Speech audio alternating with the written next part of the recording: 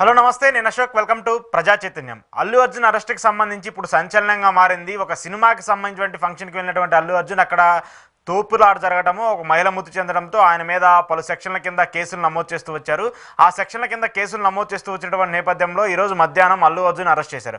Allu Arjun arrest చేసినటువంటి నేపథ్యంలో ఇప్పుడు ఆ అరెస్ట్ పైన వివిధ విధాలుగా స్పందిస్తూ వస్తున్నారు. కొంతమంది రాజకీయంగా కుట్ర ఉందని చెప్పేసి కూడా మాట్లాడుతూ వస్తున్నారు.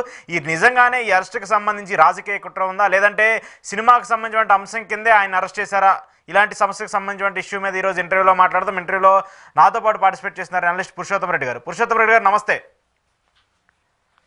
నమస్తే అశోక్ గారు. ఏంటి సార్ ఈ అల్లు అర్జున్ అరెస్ట్ని ఎలా చూడాలి? ఇంతకుముందు చాలా ఇన్సిడెంట్లు జరిగాయి ఇలాంటివి, కానీ ఎప్పుడు కూడా అరెస్ట్ అనేది జరగలేదు. కానీ ఇప్పుడు డైరెక్ట్గా అల్లు అర్జున్ అరెస్ట్ చేయడాన్ని ఎలా చూడాలి?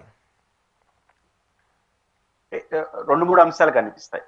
ఒకటి, చట్టం ముందు అందరూ సమానులే అన్నది ఒక అంశం. ఓకే.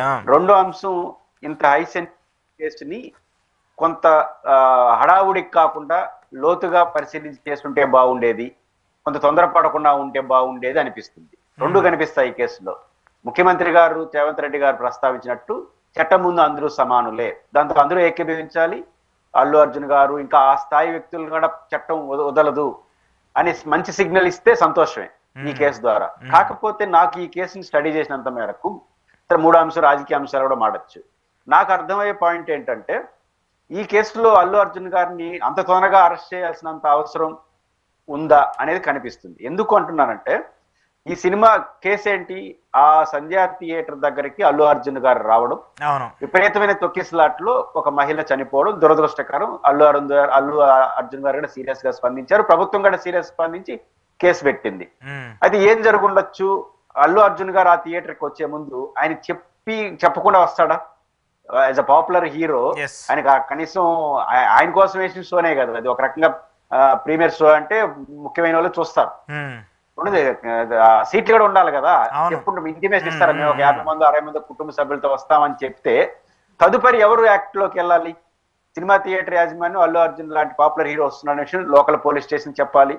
అప్పుడు అవసరమైతే పోలీసులు ఇప్పుడున్న పరిస్థితిలో మెన్ పవర్ లేదు, మీరు రావద్దని కూడా అల్లు అర్జున్ గారికి చెప్పొచ్చు. అప్పుడు రావద్దని చెప్పినా వస్తే ఆయనదే తప్పు అవుతుంది. రావద్దని చెప్పే అధికారం పోలీసులకు ఉంది, తగిన చర్యలు తీసుకునే అధికారం సినిమా థియేటర్కు ఉంది. కాబట్టి ఎక్కడైనా తప్పు జరుగుంటే యాజమాన్యం, సినిమా థియేటర్లో నిర్వాహకులు వాళ్ళు చెప్పున్నా పోలీసులు చేయకపోతే పోలీసులది. పోలీసులు హెచ్చరించినా ఇప్పుడున్న మీరు రావద్దని చెప్పినా వచ్చుంటే అల్లు అర్జున్ గారు తప్పు అవుతుంది. ఇది కొంత లోతుగా పరిశీలించి చేస్తుంటే బాగుండేది. ఎందుకంటే ఇక్కడ అల్లు అర్జున్ ఎప్పుడు కూడా అరెస్టులు, శిక్షలు ఎప్పుడు పడతాయంటే ఉద్దేశపూర్వక వ్యవహార శైలే మనకు ఎక్కువ కనిపించాలి కదా. మామూలుగా ఉద్దేశపూర్వకంగా జరిగిందా ఇది, లేకపోతే ఇతరుల వల్ల జరిగింది కూడా చూసుకోవాలి. ఇక్కడ అల్లు అర్జున్ గారు ఉద్దేశపూర్వకంగా చేసినట్టు ఎక్కడ మనకు కనపడదు. ఇప్పుడు బయటికి మనకు అందుతున్న సమాచారం ఎందుకంటే ఆయన చెప్పొచ్చుంటాడు. ఇప్పుడు అరెస్ట్ అయిన సందర్భం కూడా ఆయన నేను హీరో, నన్ను ఎట్ట అరెస్ట్ చేస్తారో అవేం అనలా. మీరు చేయండి, మీరు పిలిస్తే వస్తాను, కాకపోతే మరీ బెడ్రూమ్ కి రావడం ఏంటి, నన్ను రమ్మంటే నేనే వస్తాను కదా పదండి సార్ అని. నిజానికి ఆయన నాన్ కోఆపరేట్ చేస్తుంటే కొంచెం రప్చర్ అయి ఉంటుంది. అదే నాన్ కోఆపరేషన్ చేయలేదు. కేసు ఆయన A2 గా పెట్టి నాన్ బెయిలబుల్ సెక్షన్ పెట్టి ఆయన హైదరాబాద్ నుంచే వెళ్ళిపోవాలి. ఇక్కడ అల్లు అర్జున్ యొక్క స్వభావం చూసినప్పుడు తప్పించుకునే ధోరణి గాని, నాన్ కోఆపరేషన్ చేసే ధోరణి గాని, రప్చర్ చేసే ధోరణి ఎక్కడ కనపడలేదు. మనం అంతవరకు అభినందించాలి. పోలీసులు కూడా వెళ్ళి అరెస్ట్ చేయడానికి మనం తప్పట్లేము, కేసు ఉంది కాబట్టి అరెస్ట్ చేస్తారు. అయితే ఇక్కడ పాయింట్ ఏంటంటే, కొంచెం లోతుల్లోకి వెళ్ళి అల్లు అర్జున్ గారి పాత్ర ఫిక్స్ అయిన తర్వాత, ఎందుకంటే ఆ ఆరోపణలు ఎదుర్కొంటున్న అల్లు అర్జున్ గారు ఎక్కడ పారిపోవట్లేదు. ఒకవేళ ఎప్పుడైనా తొందరగా ఎందుకు అరెస్ట్ చేస్తామంటే హై ప్రొఫెషనల్ కేసు కాబట్టి ఎన్న వెళ్ళిపోతాడేమో అని కొంత ఆయన కేసుని కొంత స్టడీ చేసి ఆయన పాత్ర దీంట్లో ఉంది, ఆయన నిర్లక్ష్యం గాని లేకపోతే దురుద్దేశం గాని పొరపాటు గాని ఉందని ఒక నిర్ధారణకు వచ్చిన తర్వాత అల్లు అర్జున్ గారిని టేకప్ చేస్తుంటే కొంత బాగుండేది, మంచి హెచ్చరిక కూడా పోయిండేది. అది రాకుండానే అరెస్ట్ చేయడం కొంచెం తొందరపాటు చర్య అవుతుంది అంతే. రెండోది, ముఖ్యమంత్రి గారు ఒక ప్రకటన నేను స్వాగతిస్తాను, చట్టం అందరూ సమానులే అన్నాడు, అభినందించారు. కానీ నాకు తెలియదు అంటారు, అది అంగీకారం అవుతుంది. ఎందుకంటే ఒక హై ప్రొఫైల్ అంటే ఆయన పోయి అరెస్ట్ చేయండి అని రేవంత్ రెడ్డి గారు చెప్పుండకపోయిండొచ్చు, కానీ అంత హై ప్రొఫెషనల్ కేసు ప్రపంచవ్యాప్తంగా 2 రోజుల క్రితమే హాట్ సినిమా, ఆ హీరోని అరెస్ట్ చేస్తా ఉంటే సీఎం చెప్పకుండా ఒక పోలీస్ చేస్తే డెఫినెట్ గా ఇక్కడ నాకు మీరు చెప్పినవి కొన్ని పాయింట్స్ క్లారిటీ ఉంది. చట్టం ముందు అందరం సమానులే అన్నప్పుడు డెఫినెట్గా అది అందరూ అంగీకరించాల్సిందే. కానీ ఇలాంటి ఇన్సిడెంట్స్ గతంలో కూడా చాలా జరిగాయి. సాక్షాత్ ముఖ్యమంత్రిగా ఉన్నటువంటి చంద్రబాబు నాయుడు గారు పుష్కరాలకు వెళ్ళినటువంటి సమయంలో 24 మందో 29 మందో చనిపోయారు, ఎక్కడా కూడా జరగలేదు. పవన్ కళ్యాణ్ గారు సభలు పెట్టినప్పుడు ఆ సభల్లో కూడా తొక్కిసలాట జరిగి చాలామంది చనిపోయారు, అప్పుడు కూడా కేసులు నమోదయ్యాయి, ఎక్కడా జరగలేదు. ఇటీవల తెలంగాణకి సంబంధించి రేవంత్ రెడ్డి గారు అంటే గతంలో ఆయనకి సంబంధించినటువంటి కాంగ్రెస్ పార్టీకి సంబంధించిన ఒక ప్రోగ్రాం పెట్టినప్పుడు అక్కడ కూడా కొంతమంది అక్కడ ఘర్షణ జరిగి వాళ్ళు కూడా అస్వస్థతకు గురయ్యారు. సో ఇంతమంది రాజకీయ పరంగా ఇన్ని జరిగినప్పుడు ఎందుకు ఇప్పుడు ఈ సినిమాకి సంబంధించి ఇంత హై ప్రియారిటీ ఇవ్వాల్సి వస్తుంది? నో డౌట్ ఇవన్నీ చర్చకు వస్తాయి. ఇక్కడ ఇప్పుడు ఆంధ్రప్రదేశ్ లో జరిగిన ఘటనకి తెలంగాణ పోలీసులు ఏమో సమాధానం చెప్పలేరు. చట్టం భారతదేశంతో ఒకటే కావచ్చు, కానీ ఇప్పుడు ఆంధ్రప్రదేశ్ లో సంఘటన తెలంగాణలో ప్రభుత్వం ఏం సమాధానం చెప్పాల్సిన అవసరం లేదు, చెప్పదు కూడా. తెలంగాణ హైకోర్టుకి ఆ ప్రశ్న చేసినప్పుడు దానికి సమాధానం కోర్టు చెప్పదు. ఆ కోర్టులో పోయి ఆ పోలీస్ స్టేషన్ లో కేసు పెట్టడం. పాయింట్ ఏంటంటే ఇక్కడ చట్టమంత్రులు సమానులే అన్నది ఎంత వాస్తవం. ఒకవేళ గతంలో కేసు పెట్టలేదు కాబట్టి ఇప్పుడు పెట్టకూడదు అనే దానికి అదేమి ఆదర్శమేం కాదు. కానీ నా పాయింట్ ఏంటంటే రేవంత్ రెడ్డి గారు అనుమతి లేక తీసుకోకుండా పక్కన పెడితే ఒక సాధారణ పోలీసుల భాషలో ఒక సాధారణ వ్యక్తి మిమ్మల్ని ఎవరినో కేసు పెట్టి అరెస్ట్ చేసేసినంత ఈజీగా అల్లు అర్జున్ గారిని తీసుకెళ్లిపోయినారనే మాట ముఖ్యమంత్రి గారి నుంచి ఇండైరెక్ట్ గా వచ్చింది చూడండి. అంటే మాకేం సంబంధం లేదు, దాని పని అది చేసుకుని పోతుంది. ఇది ఆయన నోటీస్ లో ఉంటుంది, ఆయన చెప్పుండొచ్చు, చెప్పకపోతే that is different issue. CMO notice లేకుండా ఇంత పెద్ద యాక్షన్ తీసుకున్నారంటే ఖచ్చితంగా పోలీసులు అంత ధైర్యం చేస్తారని నేను అనుకోను. అంటే ఇక్కడ దురుద్దేశ లోపల కానీ రాజకీయాలు ఎందుకు రాజకీయాలు ఉంటాయి వెంటనే అంబటి రాంబాబు గారు ప్రెస్ మీట్ పెట్టి మీరు లేవనెత్తిన అంశాలు లేవనెత్తారు. ఇంత జరిగింది గతంలో గరానా మొగుడు ఆయన మాట్లాడాడు. ఇంకా చర్చ ఏం చేస్తారు? ఎందుకు పుష్ప 2 ఇంత వివాదం అవుతుంది ఆ హీరో విషయం? పుష్ప 2 రిలీజ్ అయి పెద్ద వివాదం. అవును, రిలీజ్ అయిన సందర్భంగా రాష్ట్రంలో హోరాహోరీగా ఒక పక్క నాగబాబు గారు ట్విట్టర్ లో ఇండైరెక్ట్ గా పవన్ కళ్యాణ్ అభిమానులు, చిరంజీవి అభిమానులు, ఘర్షణాత్మక వాతావరణం, థియేటర్ల సమస్య, ఇంకో పక్క వైసీపీ వాళ్ళు ఓన్ చేసుకోవడం, శిల్పా రవిచంద్రారెడ్డి గారు అక్కడికి వెళ్ళడం, ఇవన్నీ చూసినప్పుడు ఆటోమేటిక్ గా ఇది జరిగింది కొన్ని రోజులకే, 2 రోజులకే, 3 రోజులకే అల్లు అర్జున్ గారు నేరుగా అరెస్ట్ చేయడం, ఆయన ఈ విషయంలో ఆయన పాత్ర లేదని అనిపిస్తుంది. చూస్తా ఉంటే లోపల ఏముందో మనకు తెలియదు ఆయన రోలు, కానీ లేదనిపించేది కూడా చాలా నార్మల్ గా ఉంది. ఆయన నాన్ కోఆపరేషన్ చేయట్లేదు. హైదరాబాద్ అంత త్వరగా అరెస్ట్ చేసేవాళ్ళం అంత పెద్ద హీరోని ప్రపంచవ్యాప్తంగా జరిగిన అనే చర్చలు వచ్చినప్పుడు ఆటోమేటిక్ గా ఒకదానికి కాంప్లికేట్ అయిపోతుంది.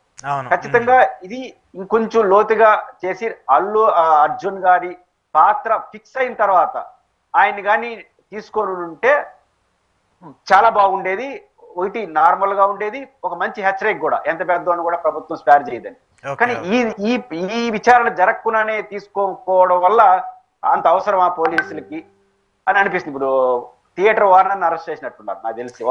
వాళ్ళు థియేటర్ లెటర్ ఇచ్చింది, ప్రకటించింది, పోలీసుల దగ్గర పర్మిషన్ తీసుకున్న లెటర్ ని క్లియర్ గా వాళ్ళు మళ్ళీ పోలీసులకే పంపించారు. ఇదిగోండి మీరు ఇచ్చినటువంటి లెటర్ అని.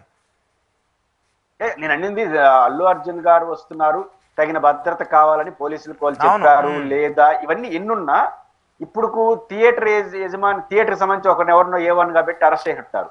దాన్ని మనం తప్పట్లేము. ఎందుకంటే థియేటర్ దగ్గర రెస్పాన్సిబిలిటీ మోర్ రెస్పాన్సిబుల్. ఒక హీరో వస్తున్నాడంటే క్రష్ వచ్చేస్తారు జనం అనేది ప్రైమరీ రెస్పాన్సిబిలిటీ వాళ్ళది. ఇంటిమేషన్ ఇచ్చి మాకు భద్రత కావాలని అడిగినా ఏమీ చెప్పకుండా మౌనంగా ఉంటే పోలీసు ఏమైనా చెప్పుండొచ్చు, ఇప్పుడు మెన్ లేరయ్యా ఇప్పుడు రావద్దని చెప్పండి అని చెప్పి అధికారం పోలీసులకు ఉంది.